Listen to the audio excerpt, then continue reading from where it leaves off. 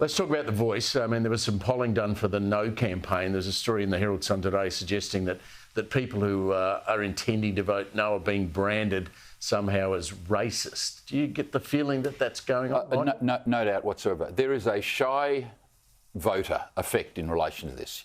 You're asked, do you support The Voice? Oh, yeah. Why? Because you don't want to be harassed. You don't want to be abused. You don't want to be intimidated. You don't want to be ripped down. You don't want to be accused of being a racist. So I'm sure there are a lot of people out there who are either saying yes, they're voting for The Voice when they're not, on many good grounds. So by that you're saying that the published polls that we've seen recently, are even less likely to be yes. They overestimate the yes. The polls overestimate the yes vote, because the more you look at this, the less people are likely to vote for us. I mean, if they knew everything that we know about this whole process, people wouldn't vote for The Voice. I know today, Stephen, that Noel Pearson, very well respected, he said we've got to get away from talking about the concept of The Voice, and we've got to get back to it being about constitutional recognition of Indigenous people. Well, he's saying that because he knows that the way they're going currently is not the right way. Well, I think there's a poll coming out in the morning's papers done by the Nine. You think or you know? No, I've seen it. It's up online now. And what does that say? And it says for the first time that the yes vote is 49 and the no vote is 51. So I think Pearson's, would be conscious of the ongoing decline. I think I said at the time, possibly on this show, that when Pearson lashed out a few times, that it was unhelpful for The Voice. I think he's recognised that. He's apologised for how he spoke. I think it's good that he's done it now. I wish he hadn't done it. I wish he'd apologised sooner. And I think he's starting to realise that, The Voice has to get its message out far clearer. I think there's some significant advertising campaigns waiting for the bill to pass the Parliament.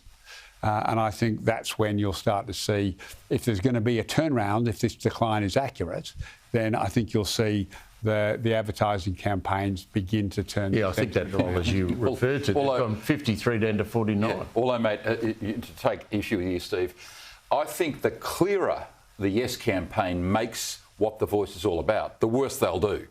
The best thing for the pro-voice people to do is keep it vague, keep it about The Voice, about Indigenous disadvantage, the vibe of the thing. We've got to do better to help Indigenous communities who are suffering as they are. Once you get into the detail of what The Voice is actually about, that they can lobby the Governor-General, they can talk to every public servant, that we're going to have a Voice Secretariat, we're going to have delays in legislation because the Voice members will have to consult their local communities, etc. I mean, the more detail you get into, the lower the vote. You're plugged into corporate Australia. You know all the people who run these big corporations. Why are they all putting their money behind the yes vote if it's such a bad thing to have happen? Well, some of these companies genuinely believe in the cause, and I respect that. Some feel they have to take a role in public debates to keep their social licence.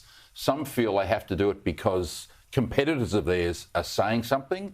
But there were quite a number of companies last week that have made it clear they're refusing to be involved in these things. But essentially what happens is that the corporate affairs departments of these companies, which are run by woke young people, put things up to the chief executive. Those weak CEOs, oh my goodness. Michael, can you name a CEO that isn't a weak woker? Come on. That'd be hard, actually. In the modern Seriously. era. In the modern era. I mean, hard. God forbid they might actually have some genuine support. Well, no, Steve, it seems that every company that's come out has come out in favour of The Voice, yet 51% of the country are against it. Who's out of whack here? Who's missed the public mood? I think it's corporate Australia, isn't it? I mean, not a single company's come out against it I'm aware of. Well, they've made donations. The major corporates that come out seem to be on the wrong side of the public debate.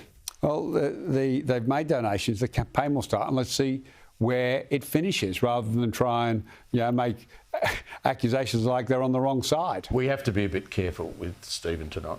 Yeah. And he's very teary. We have to be sensitive. We have to be sensitive. We have to be kind to him. He's had a rough day. It has been a rough day. We weren't at our best today. Michael's team were unfortunately the better team. And he's not crying. No.